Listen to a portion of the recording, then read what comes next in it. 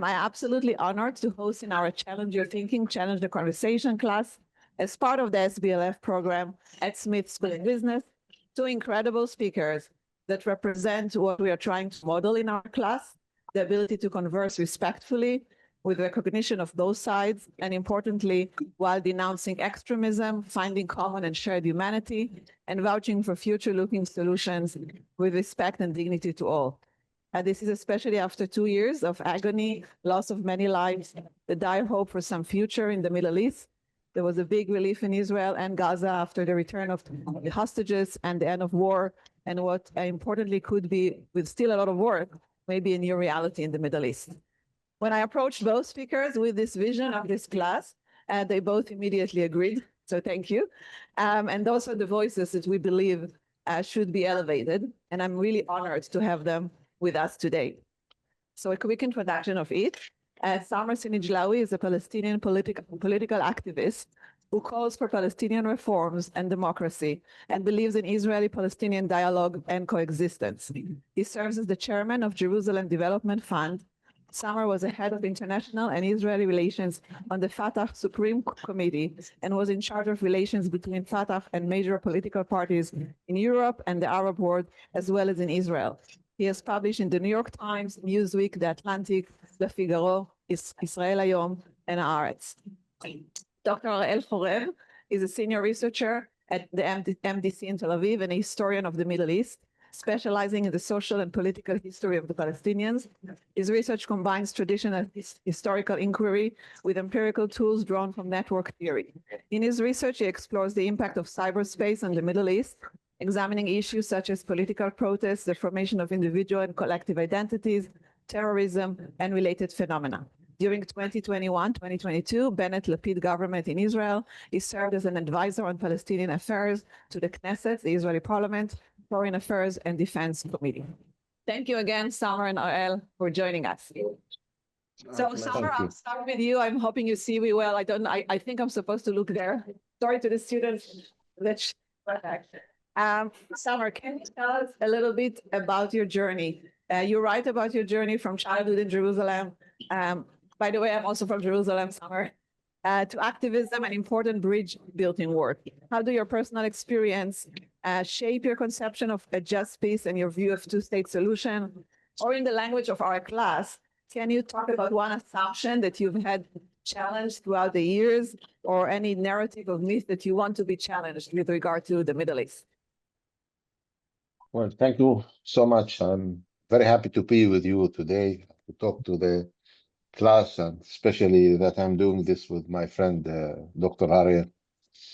Well, I am a Palestinian, a Muslim Palestinian that was born in the old city 53 years ago.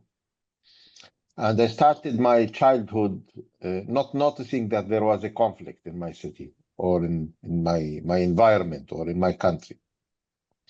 It was part of my identity to see people talking different languages or praying in different churches or synagogues or mosques. I myself went to a Christian school, French Christian school in the old city. So I was starting my day doing the Christian prayer, Bismil Ab wal Ibn wal Ruh wal Qudus, in the school because it was part of the forms there. And after I go home, my grandfather takes me for the proper Muslim prayer in the Al-Aqsa Mosque. So for me, it was all okay. I mean, that was nice. I was not, very sensitive to any differences with the others. I was doing piano lessons, going to swimming pool in the American Colony, a hotel in the city. I think you know it since you are a Jerusalemite also. So it was a very normal life until the first Intifada came. And the first Intifada, for those who don't know it, it's some kind of uprising that started in 1987. I was 14 at that time, where, there was clashes between Israelis and Palestinians on daily basis. And it ended by the Oslo Accords that was signed between former late Prime Minister of Israel, Rabin, and Yasser Arafat. So when the first Intifada started, suddenly I was exposed to the conflict. Suddenly, something invaded me from inside and changed my life. Suddenly, there is us and them. And I think this change was something in common among my generation on both sides. The conflict started to be the identity of my generation on the Palestinian side and on the Israeli side. I was a kid that, found myself throwing stones, and most of the Israelis found themselves in the army, so it was that kind of relation. I was sentenced to 5 years in Israeli jail. That was between the age of 15 and age of 20. And there in the jail, I learned Hebrew. So I have master's degrees in Hebrew, 5 years of intensive Hebrew. But there I started my journey on discovering the other side, on talking to the other side. The other side was a guard, but there is something in common between us prisoners and the guards. We spend a lot of hours behind bars. So we consume these hours by talking to each other and talking about families, names, stories. And then there I started discovering the common grounds that we have together after the experience of being facing each other in jibs and in stones and in uniforms and in kofiyas. And I continued this journey of dialogue for my whole life. And I think it is the best investment I have done in my life. Because for this conflict, and maybe it applies for any other conflict, you can understand any conflict. You can understand the Israeli-Palestinian conflict only when you are able to see it from the eyes of both sides. And I can summarize this conflict that might look very complicated for all of you. I think for most of the experts, scholars who are researching very intensively, very hard work into trying to understand this conflict is simply two words. From one side, from the Israeli side, it's security.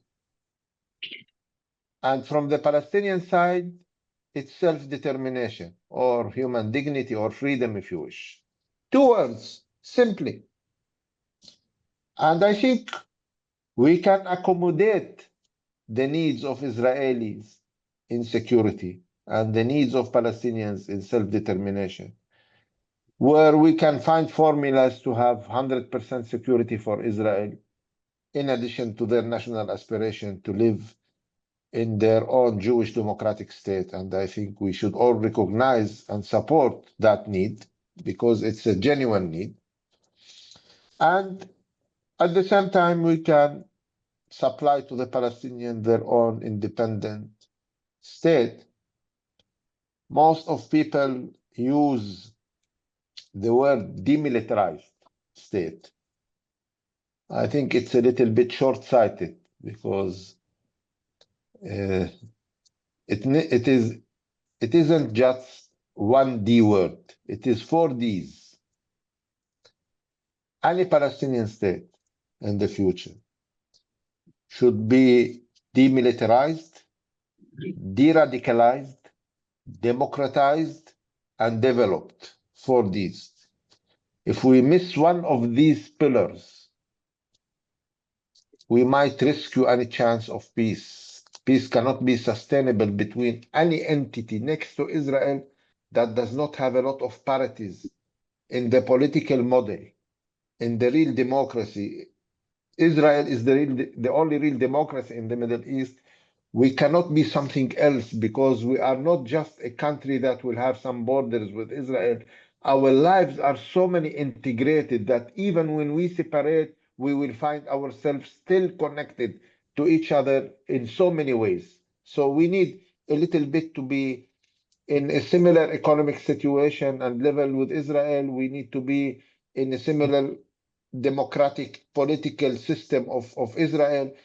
Both of us needs to be de-radicalized because I think now radicalization is something that is not a monopoly of Palestinians, and it is like a COVID. If you fight it somewhere and leave it somewhere else, it will come back to you. So we need to be sure that both societies are enjoying same level of de-radicalization and moderation and openness to the other side.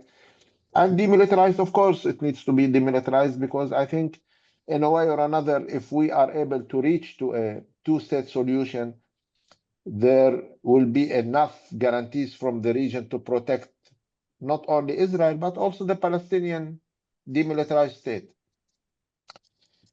Is this illusion? Is this utopia? Are we far away from reaching there? I think despite all the pain that we have both passed through in the last 2 years, we should be able to be smart enough to realize that today, after the ceasefire, after a lot of painful experience that we have both passed through, we came to a situation again that nothing has changed between the 6th of October 2023 and the 22nd of October 2025 today. We are still 7 million Palestinians and 7 million Jewish Israelis living on the same land. By the way, this process of any political process that have started some days ago by the ceremony in the Sharm el-Sheikh, the process led by President Trump, and I need to recognize and appreciate the efforts of President Trump, because he has done something big, something very important, stopping the war. The ceasefire by itself is a lot, even if it doesn't move ahead. It is a big achievement and it should be recognized. But I am sure that the ceasefire maybe did not bring us peace immediately, but at least it brings back hope for peace. There is an opportunity now. Yet, we need to do a lot. And we need to do a lot on the Israeli side and on the Palestinian side. On the Palestinian side, to be able to take this agreement from an agreement that was able to take out the last Israeli hostage from Gaza to Israel, to be able to take out the last Israeli soldier from Gaza back to Israel. And I think this is something that maybe most of Palestinians and Israelis are looking for. There is a lot of things that have been needed to be done. I don't know what's my time limit, so let me know when I need to stop, please. Okay, just tell me you have.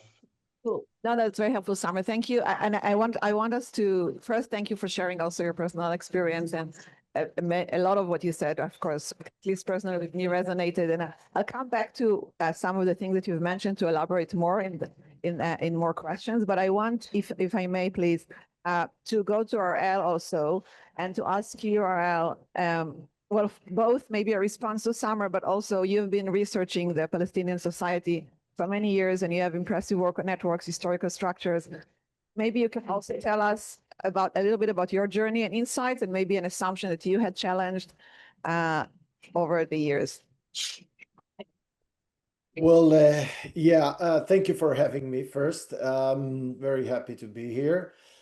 I started pretty much like Samer from the other side of the terrace. I was a soldier, a young soldier during the first Intifada, probably chasing kids like Samer, who is pretty much the same age as me, and maybe a year more for me. And I had a very certain perspective, uninformed, anything that you can imagine for an 18, 19-year-old soldier. Pretty white winger, like most of the soldier in that age. But Oslo changed my mind. Oslo changed my mind, and I became very, very pro two-state solution. And I voted accordingly. I wouldn't define myself as a left winger. I never been. I think I always been in the center, with what we called conservative perspective regarding to security, because Samer really presented it, I think, very well. Security was always the issue for Israelis. And I think I'm still engaged with this kind of a perception, while seeing, in the long run, the two-state solution as the only solution that can work here. Nevertheless, it doesn't mean that at the moment, I think we are ready for this.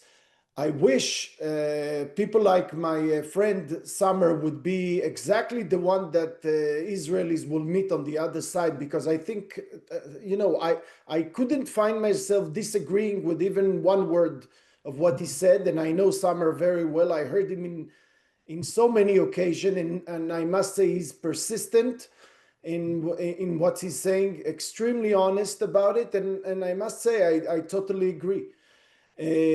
But I'm not sure that in terms of our two people, we are in that spot at the moment. I don't think Samer think that too, but of course I let him speak for himself.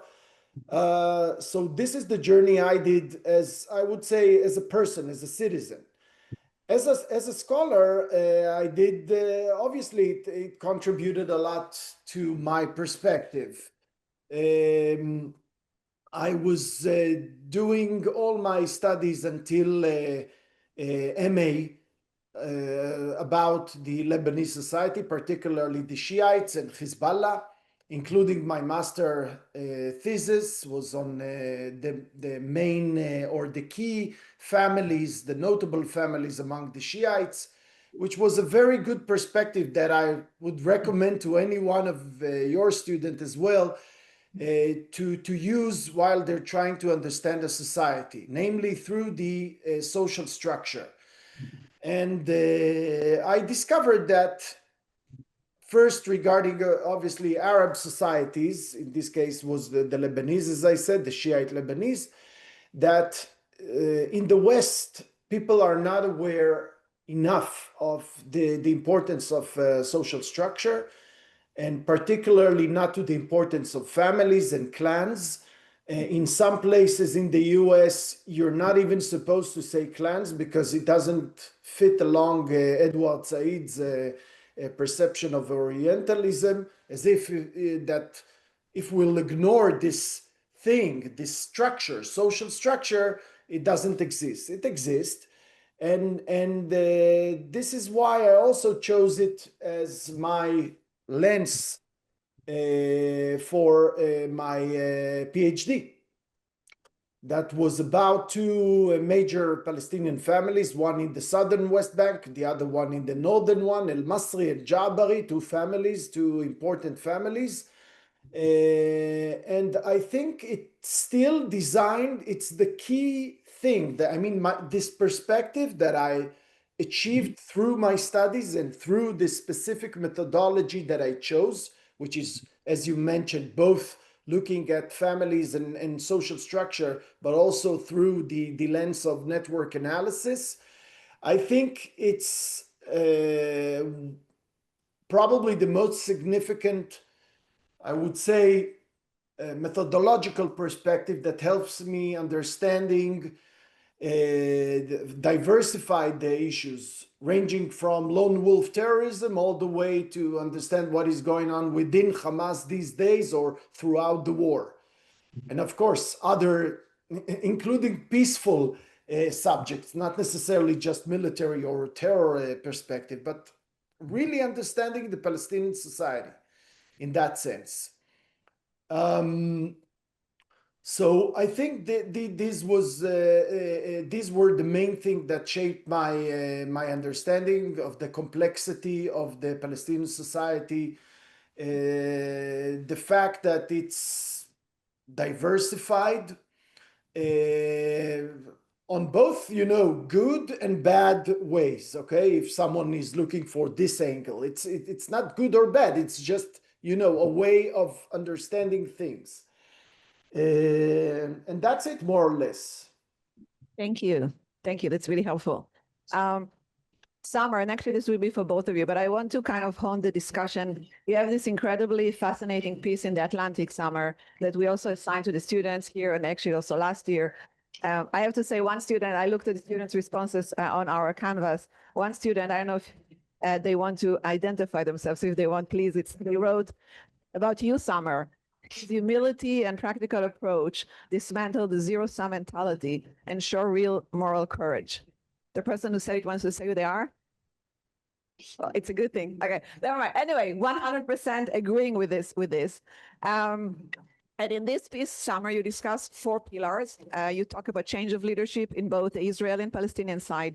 You talk about distancing from the Iranian regime and forces that lead to extremism. And you also talk about educating the West about the region and coexistence rather than the end result of the West essentially emboldening extremism. And I want to kind of tear it apart, talk about each of those pillars, and maybe starting from the last one, because we are in the West and in a college campus as well.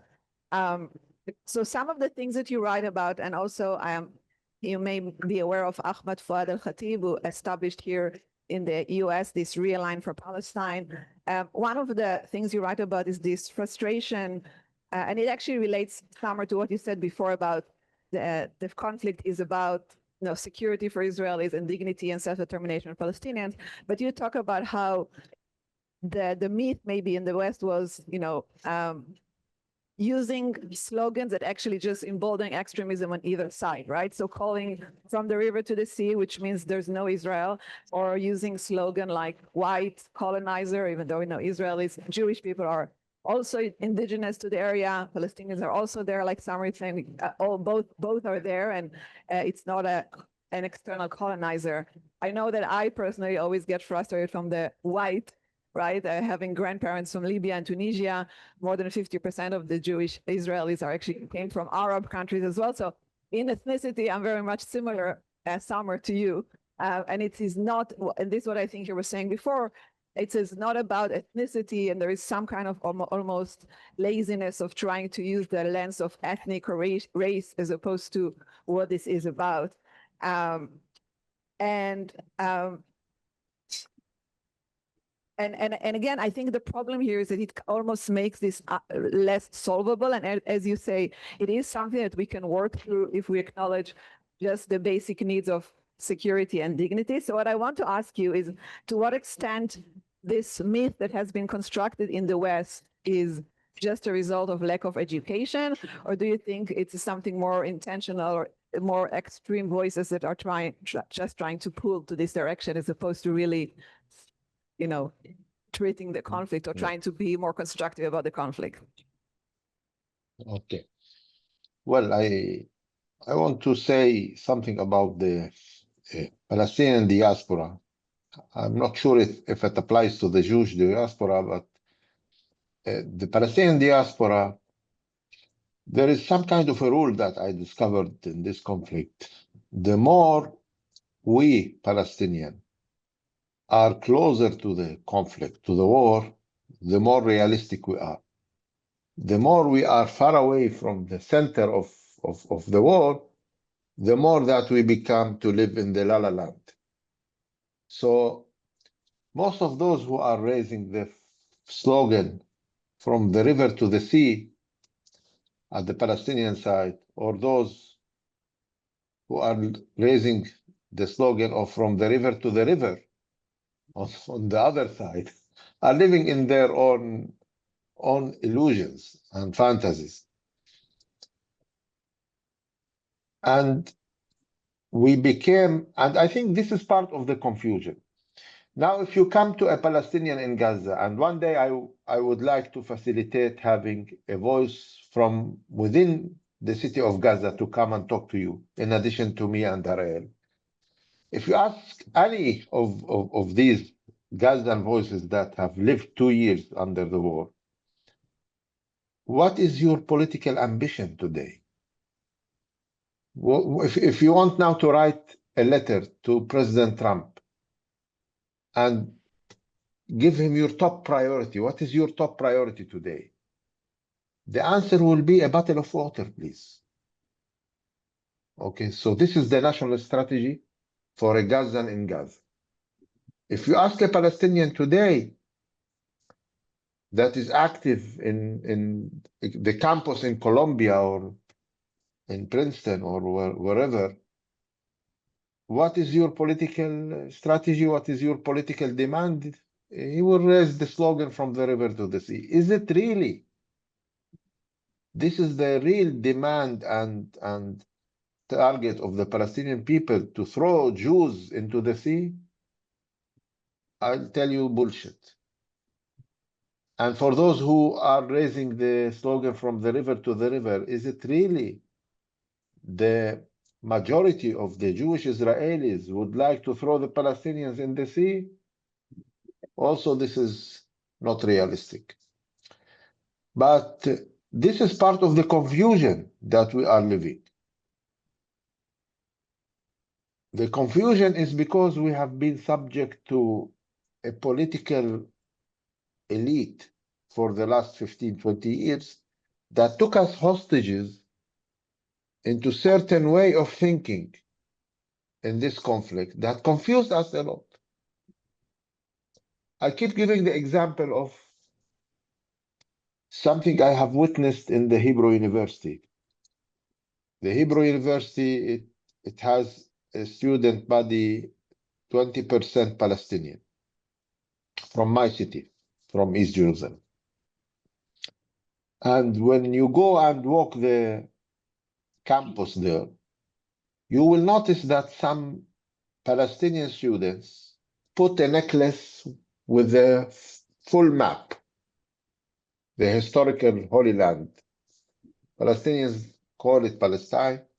And you see some Israeli students, they put the same necklace with the full map, they call it Israel, with a slight difference that the Israelis, they have the Golan Heights in addition. So you can differentiate the Palestinian from the Israeli with the Golan Heights. And by the way, both necklaces are product of the same factory in China. They just wrap it differently and sell it to both of us. Now, these students that come to the same university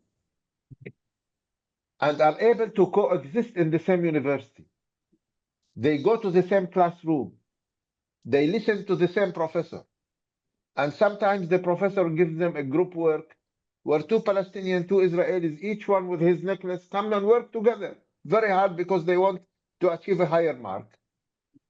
By nature, they show that they are able to coexist. This necklace is part of the confusion they have in their mind. It's not natural. It's part of the confusion. None of them have the intentions to throw the other side in the sea. It doesn't happen. And we can see it today. We are still, after the war, 7 million Israelis, 7 million Palestinians.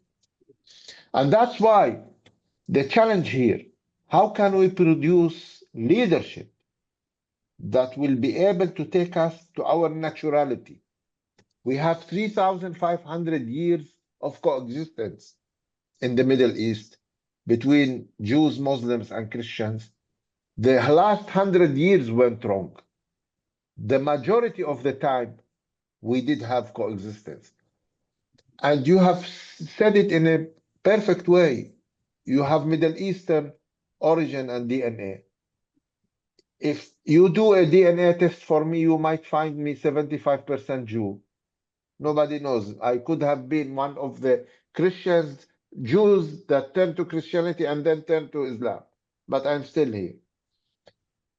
We need to start changing the question of this conflict from currently being who belong and who doesn't belong to the question of how do we both belong. And I think if we take one step as a Palestinian, we could help come to this result quickly. If we as a Palestinian stop denying the historical links of Jews to this land, by recognizing clearly that there are historical rights and links to the Jewish people to this land, because this is a piece of fact. I am a Muslim. The longest chapter of Quran, Surah Al-Baqarah, is focused 100% on the historical, on the history of Jews in this land. One of them, it's called Surah Al-Baqarah, the cow chapter, because of the story of the cow that the Jewish people was negotiating with God about its color, its shape, its weight, and you know. So all this history is documented in the Quran in like no other book, and we still deny these things. But while recognizing this historical right of Jews in the land, we need to remind them that they have never been alone, that there was always others, and these others are us. So both we link to this land. Ironically, now when we are talking about the two-state solution, and me and Harel agree that this is the only solution, because if it is not a two-state solution, it is no solution. It means that one side defeated the other if it is not two-state solution. It means that somebody from both sides was able to throw the other side in the sea. This is the only other option to the two-state solution. But yet, let's think about it. Always in the history, Jews have been linked to the mountains of the West Bank, Judea and Samaria. Palestinians always historically were linked to the seashore. Now, the two-state solution is offering the Israelis a Jewish democratic state on the borders of 67, giving them the seashore, and is offering the Palestinian a Palestinian state over the mountains of Judea and Samaria. We are exchanging, but yet this is what is reflecting the demographical fact that nobody can ignore, that Israel and most of the Israelis are living more in the seashore, and most of the Palestinians are living more on the mountains of the West Bank. So we should start by recognizing the historical rights of Jews, but if we are serious as Palestinians in achieving the two-state solution, we need to do a more important, more powerful, more painful step, which is the redefinition of the right of return. We cannot claim that we are supporting a two-state solution while still requesting that 5 million Palestinian refugees go back to Israel. We need to redefine the right of return to be the right of return to the state of Palestine. Because the only reason and motivation that will make the Israelis support a two-state solution is for them to be able to maintain and support their existence within a Jewish democratic state and separating from millions of Palestinians. This is the only reason why they need to withdraw from land that they are controlling now and allow us to establish our own state over it.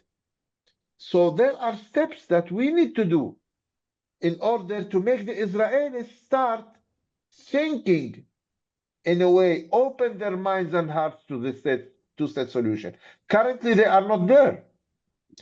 But they are not there not because from ideological background or grounds they oppose it. 15% of them is opposing it from an ideological ideological background. But the most of the Israelis, 85, are opposing them. Currently, they are not supporting the two-state solution out of security concerns only. So certain steps from our side will help them taking similar steps, and we need to continue until we are on the same wave. Thank you so much, Samer. And yeah, I think you also make an important point about sure there is a minority in Israel that may take the maximalist approach, but as you're saying, the vast majority, and I think the revealed preferences of the Israeli population or like the people, not always the government, was to actually make this compromise, right? Like the Oslo Accord and the Abu Mazen and Olmert, and we talk about this some more soon. But I think, and maybe Harel, I would like to take your view on what Samer has said, and maybe also ask you two follow-up questions. To what extent do you think it is? Do you think Samer's voice represent a lot of the Palestinians? And also, what would you tell to people who say, why does Israel needs to be a Jewish state? Why do we need to have, the religion part of the state there? All right. Okay, so let me start with the first question, and if I'll forget the other one, just please remind me. Well, the first part would be very easy. Again, unfortunately, I will have to disappoint you, and I, again, sign on every word that Samer said. And I must say, his bravery, really, I use this word to describe the way he always engaged with the most difficult issues of the conflict is extremely exceptional, unfortunately. Because and really I want to clarify it not only to not to flatter Samer, but really to make it clear how rare it is to hear such a voice among Palestinians. And I'm not ignoring what he said about the Israelis. I agree to that as well. And we are all radicalized. We I think that this is it's a fair way to put it. As a researcher of the Palestinian society, I would say that unfortunately at the moment, even after the war, even following the war, the situation is that most of the Palestinians don't speak like Samer. Okay, most of the Palestinians, particularly Gen Z, young generation, are very radical. Their stance against the two-state solution is very clear. But you need to start with something. You need to create trust. You need to create something to build upon. And in that sense, I think that just saying, okay, it's a done deal. It's something that we cannot work with. Simply, we will just keep killing them until the end of the days on both sides. Right? Yes, I'm not saying it as an Israeli and Palestinian, but also on the other side, it will not lead us to anywhere. However, we need to do it step by step. I think Oslo made some serious mistakes back then because it was dependent upon time frame and not upon, I would say, criteria success based. Namely, for example, can we create an education system that will cultivate peace and support peace and coexistence and all of that. And I think we didn't do it on both sides. I may argue that in the Palestinian side, the problem with the education system is even more problematic, but generally speaking, Oslo demised during the late 90s was a major blow for anyone who supported two-state solution as a solution that, as Samer said, other solutions are simply not solutions. One is either we destroy you or you destroy us. But I will add another thing to what he said, and I will say even a one-state solution, as many argue, including someone named Mamdani just implied it a few days ago, is basically arguing, yes, we're going to say that it's possible to create a one-state solution, but totally ignoring the fact that it has no chance to survive, no chance to survive. So two-state solution is the only reasonable solution that can work. So again, I agree with Samer. It's something that we need to see, to be very patient about it, particularly now following the war. We need to be extremely patient because yes, we are through a sort of a trauma and a catharsis and whatever you want to call it. So it will take time, but eventually I don't see any other, frankly, I don't see any other solution. And I'm saying it as a Zionist, Israeli, with everything that I told you before, that can be really, really harsh when it comes to Hamas and how we should deal with them. Okay, I'm not a dove in any way. Remind me the second question. The second question actually relates to what, I guess, to what you were just saying. You said a one-state solution would not work because it will not allow for an identity of a Jewish state alongside a Palestinian state. There will not be basically a Jewish majority. Why is this important given the past? Well, Jews, like any other people around the world, are entitled for self-determination. As well as Samer said, the Palestinians, they are entitled for self-determination. And no one can tell us what is our self-determination, including not Mr. Mamdani. It's just outrageous. I mean, if we are defining ourselves as people, and there is always this argument regarding whether the Jews are a religion or a people. But why does it matter even? We determine ourselves as people for many, many years, okay?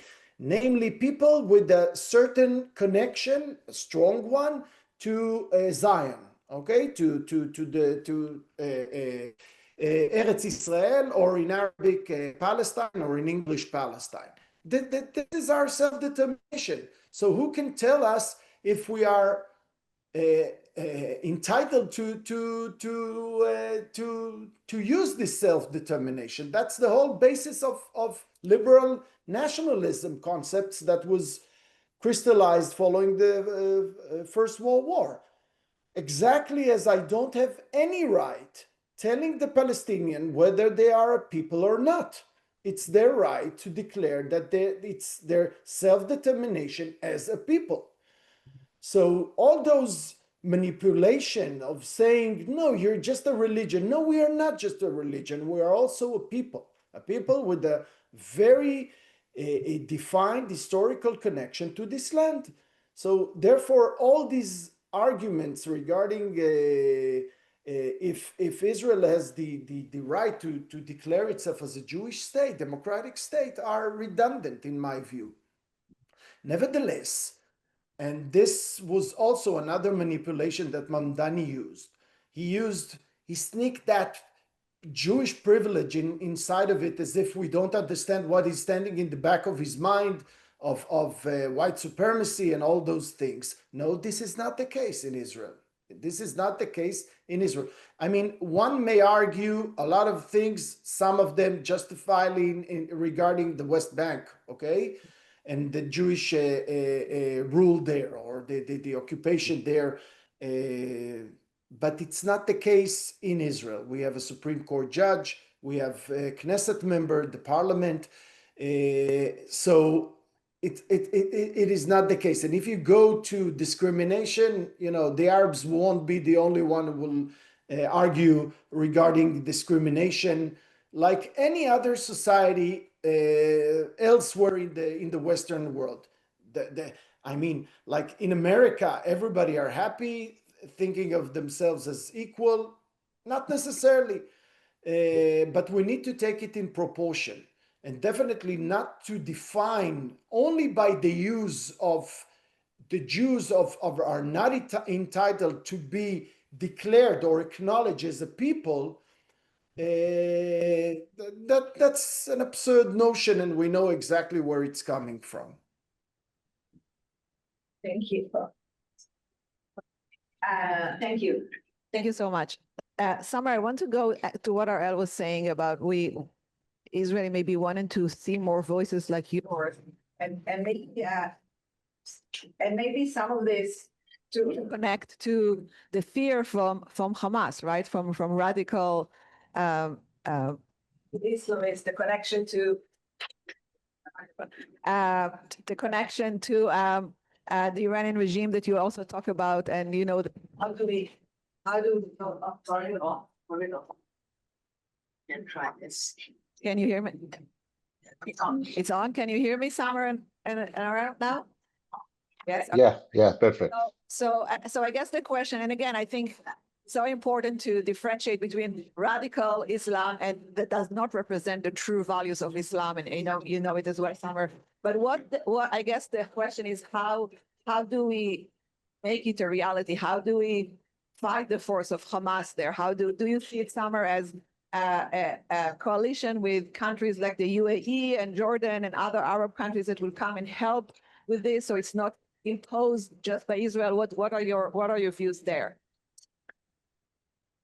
Well, the extreme radical voices on both sides are louder than the moderate voices, but this does not mean they are majority.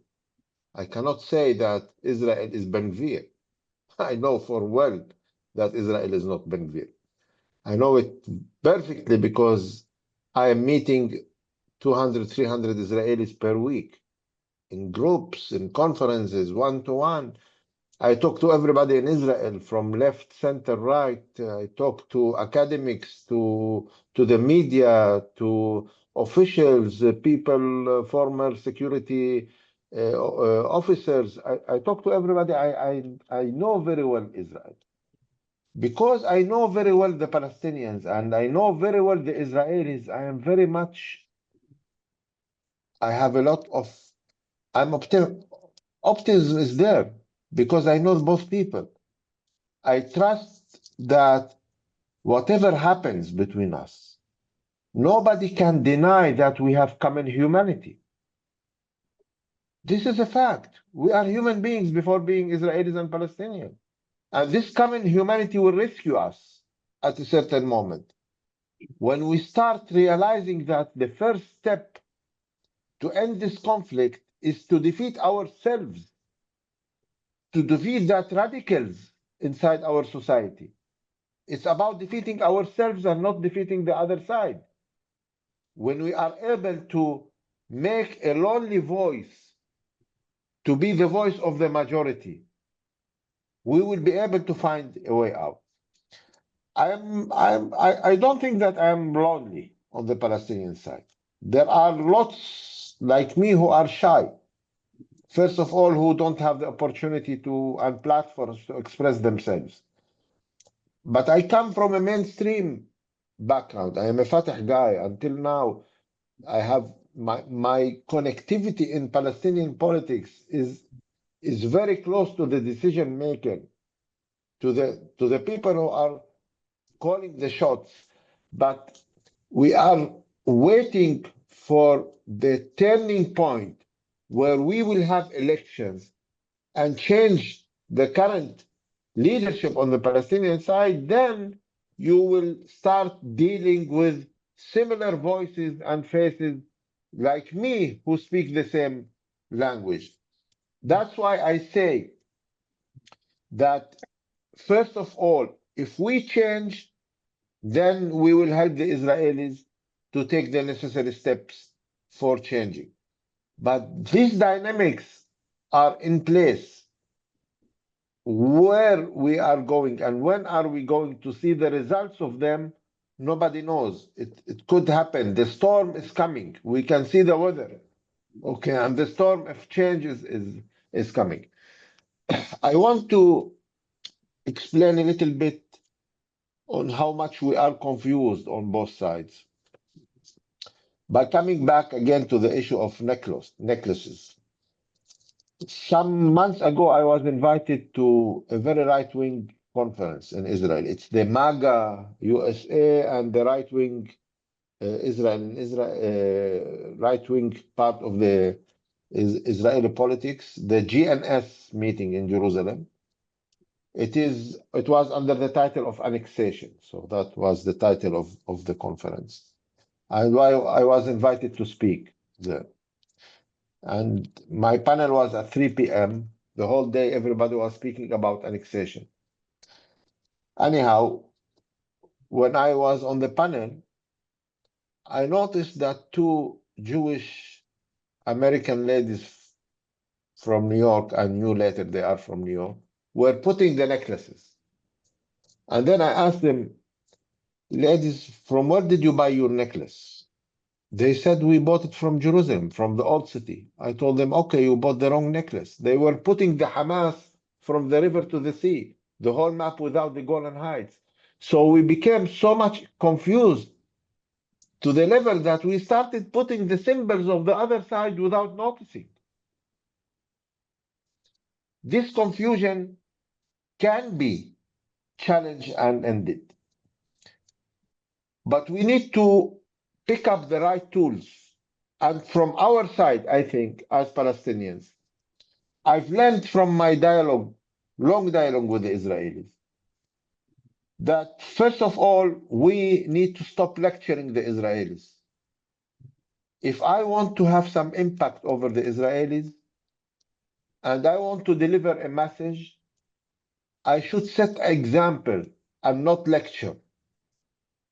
Setting example always bring a better result. Second, we need to understand that the Israelis don't respond well to pressure. They become more stubborn. And our Palestinian national strategy was based always on the possibility to pressure the Israelis by using violence on the ground and by mobilizing the whole world against them.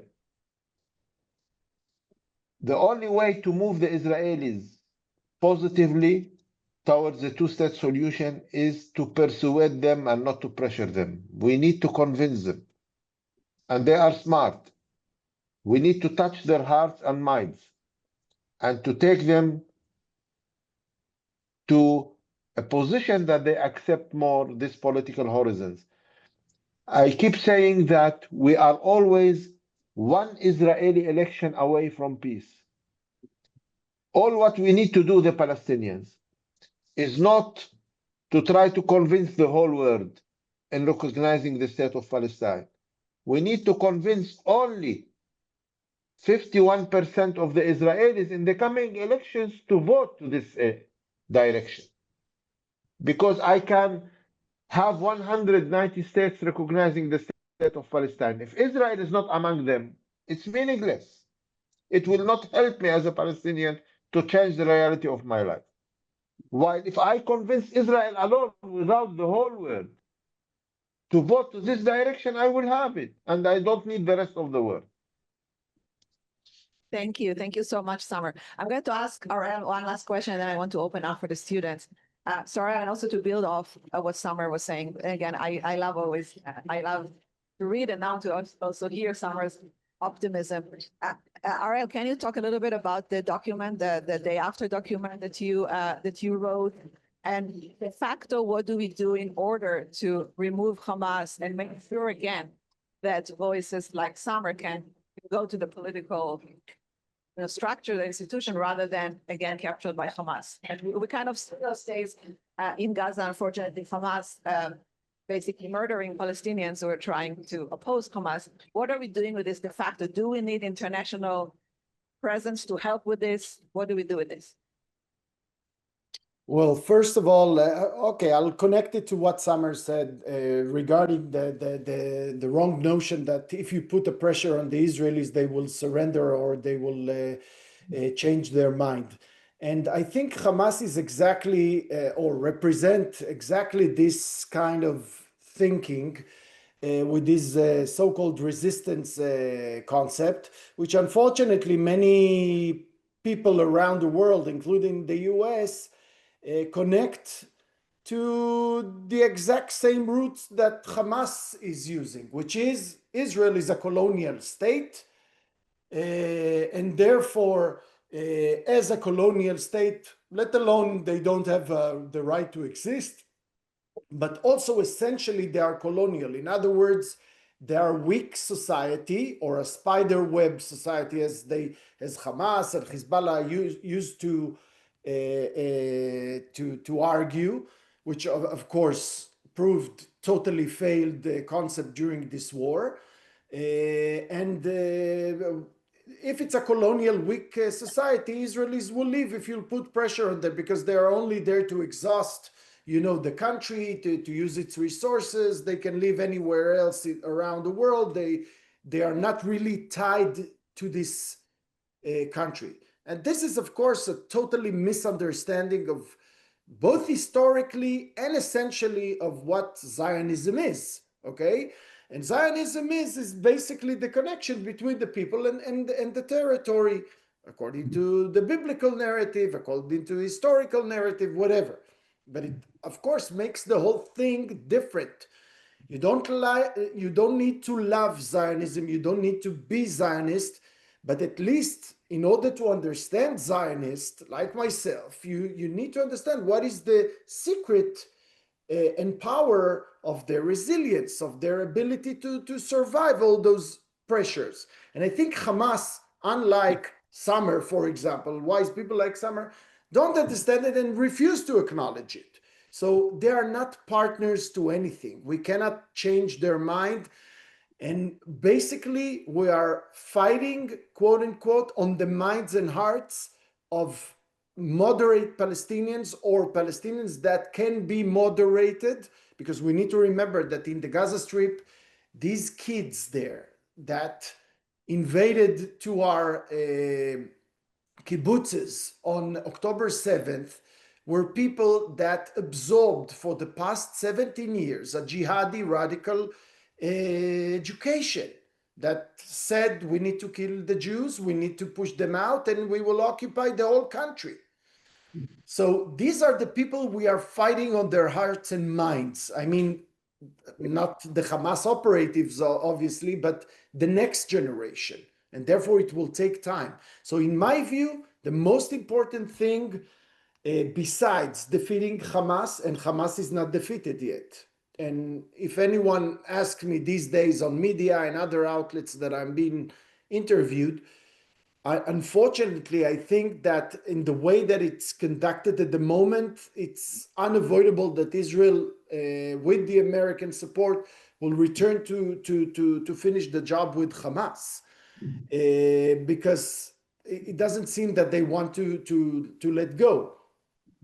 Hopefully, something will change, because the perfect regime that should replace Hamas there are people like Samer. Again, Samer and his associates, which I know, people that no one, let me make this clear, no one can argue that they are to moderate, not to mention traitors or stuff like that. No one. They paid in blood and years in prison for their nationalism, for their Palestinian nationalism, okay? But they are matured and they understood exactly what are the core problems here and the issues here. And this is why they come with something that both sides can actually work with. So first, and our document, our report also argue the same things, which are pretty similar to Trump's 20 points. And by the way, influenced this the Trump's report, and I know that because we are in contact with his people. As a matter of fact, tomorrow I'm in the State Department, and so defeating Hamas is something that we cannot ignore. Then their radicalization, winning the hearts and minds of young Palestinians, and teaching them that we can coexist. Jews are not monkeys or apes, and vice versa. You know, at the end of the day, vice versa as well. Yes, it's less blunt in Israel, okay? Nobody would say that, I mean, in the education system, I mean, that the Palestinians are the sons of apes and monkeys. But still, I mean, to cultivate these ideas that you have people at the other side of that fence, exactly as Samer said it. It's about humanity. It's not even about, you know, the people by their national definition. So de-radicalization, defeating Hamas, and I don't see any other way. Demilitarization of Hamas, because without demilitarization of Hamas, Hamas will rule. Anyone knows that. If Hamas is keeping their weapons, no chance for placing, as I see it, placing a moderate government that will be able to control and rule, because Hamas will rule. And obviously removing or making sure that they won't attack us again. Just yesterday, Mohammed Nazal, one of Hamas seniors, said, yeah, well, we were not defeated. We will keep our weapons. And and we are willing for a hudneh, namely a ceasefire, but not a ceasefire in the way that we think about it, but a ceasefire that allows the jihadists to come back to the war in any time he feels strong enough to defeat his enemy. So Mohammed Nazal said it clearly, 3 to 5 years of ceasefire, and then we will go back. We will come back stronger and stronger. And this is exactly what we are afraid of. These are people that you cannot work with them, period. Anyone who thinks that Hamas is a liberating national movement doesn't understand what he's dealing with. It's not people like Hamas, it's people like Samer, it's people like other modern Palestinians in Fatah, in other movements, but mainly Fatah. So these are the 3 points that I think are, there are other points as well, but I think these are the main pillars of the report that we've composed. Thank you. Thank you so much. We want to open it up to questions here. Turn on your mics, please, if you want. Turn your mic on. Yeah, actually, your mic's much more even better than this one. So also introduce yourself, say your name.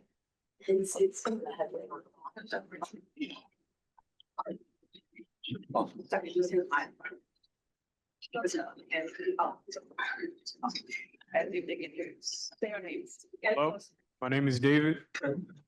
All right, and the question that I have for Samer is how can we effectively foster dialogue among younger generations in Israel and Palestine to build empathy and understanding moving forward?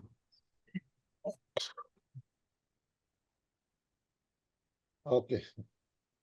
Well, now the whole world is focusing on reconstruction of Gaza.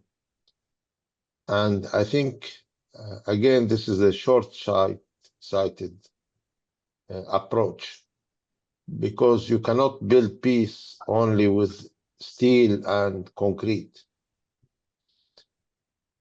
Parallel to reconstruction, we should start a process of reconciliation, and they should go together, side by side. If the governments now are focusing on the reconstruction of Gaza alone, I think the civil society all over the world should raise up now and start helping the Israelis and Palestinians to heal their wounds. We need to focus on how can we defeat the hard feelings that are in our hearts. Unfortunately, most of the Israelis and Palestinians, they have their hearts full of cocktail of feelings: anger, pain, grief, revenge, hatred. It's there. Me and Harel, we don't have it because we trained ourselves not to surrender to hard feelings. But most of the Israelis and Palestinians, they have it. They have these hard feelings. So a process of reconciliation, investing similar resources to reconstruction, we need to invest similar resources in reconciliation. When Israelis and Palestinians start meeting each other in every neighborhood, I will tell you something. If I will be one day the Palestinian president or prime minister or minister of foreign affairs, I will close the 153 embassies that we have all over the world. maybe I will keep 10 of them. 140 teams that are diplomats all over the world, I will bring them back and open liaison offices in each Israeli neighborhood, in Rishon LeZion, in Zichron Yaakov, in Alit, in Modain, in Ashkelon, in Haifa, and everywhere, and start talking to the Israelis. It's enough to put an Israeli and Palestinian in one room. Automatically, some process of reconciliation will start. Automatically. Taking into consideration that the common humanity can raise up in one moment. The psychological barriers can melt down in no time. And I have been seeing this always. When I go and meet a group of Israelis, always I am able to find common ground with each one of them. And I am sure every Israeli that starts talking to Palestinians will always find common ground. So we need to create this kind of massive communication. We need to fix the media on both sides. Unfortunately, now the Israeli media only brings negative stories about Palestinians, and the Palestinian media only brings negative stories about Israelis. We need to start learning the possibility to talk about positive issues on the other side. Yes, we have been very ugly to each other, especially recently in the last 2 years. We reached to a level that we started thinking that everything is permissible. I can do whatever I want to the other side. But yet, we are still human beings, and there are a lot of good things to discover in the other side. So, parallel to reconstruction, we need to start of reconciliation. If governments want to pay to it, I think we need to create a coalition all over the world that will invest in reconciliation between Israelis and Palestinians. For a certain reason, everybody in the world is interested in this Israeli-Palestinian conflict. I don't know why, but I think because in general, the world is interested in the Jewish question. I mean, we are lucky that we became the with the Israelis, because we became important because they are important. So the humanity in general, they have interest to bring this conflict to an end, and it can be done only when we are able to start a process of reconciliation. This conflict is not like other conflicts. Other conflicts, you can bring a political agreement, and then reconciliation, you can build it up. Here, reconciliation is a condition, precondition for political agreement. If we are not fixing the heart of Israelis and Palestinians towards each other, we will not be able to reach to a political horizon. Thank you, Samer. There is another question here about. Oh, good afternoon, sir. My question is for Mr. Harel. In your report on Gaza reconstruction, how can the international community make sure that de-radicalization and educational reforms feel genuine to Gazans instead of seeing them as foreign interference, typically patronizing or shaping their culture and identity? Thank you very much. A very good question. We addressed it from based on the US, the allies, basically in the post-war Second World War experience, as well as in Afghanistan and Pakistan, as well. Sorry, not Pakistan, Afghanistan and Iraq, as well as what can be learned from a successful de-radicalization programs around the Muslim and Arab world. And you have several cases like that in Morocco, United Arab Emirates, Saudi Arabia, Indonesia, where de-radicalization actually took place, and quite a good one. We say, well, it's a combined thing. This is why it's so interesting. One of the things that the Americans mainly, and the British as well, did right in both Japan and Germany following the war was not to abolish and remove and erase anything that was connected to the previous radical regime, but rather using some elements of continuity. For example, in Japan, they kept the emperor, okay? They said, no, our problem was with the radical military government, not with the emperor. In Germany, it was anti-communism. Okay, you were anti-communism before the war. We are also anti-communist here and now. So it's a continuity. In the case of Gaza, obviously it should be Islam, moderate Islam. Anyone who is coming, Israelis will not be involved in it, but the international community should forget about trying to make the Gazans, Western society. No, they should be educated according to their own values of whether they are traditional, religious, and so on and so forth, but moderate one. And you have many cases, as I said, of successful de-radicalization plans implemented.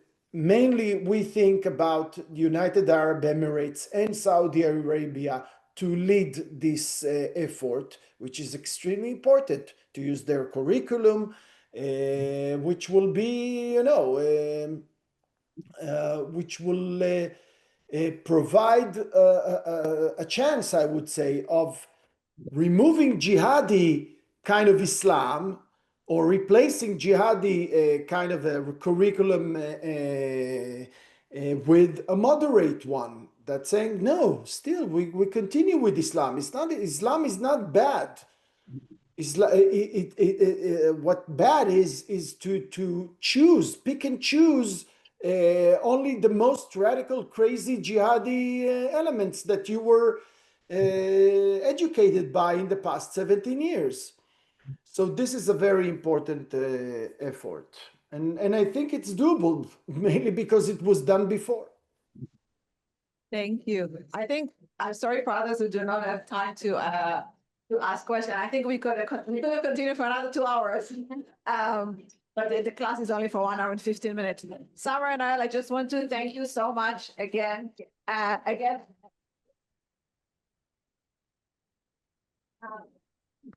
really think it's our responsibility in the academia to elevate such conversation of people who want to bring solutions and peace rather than incite hate and violence toward the other side.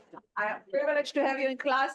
We will also send you the recording, and everyone, thank you so much for your time. Really appreciate it. Thank Pleasure. you. Thank you so very much. Bye-bye.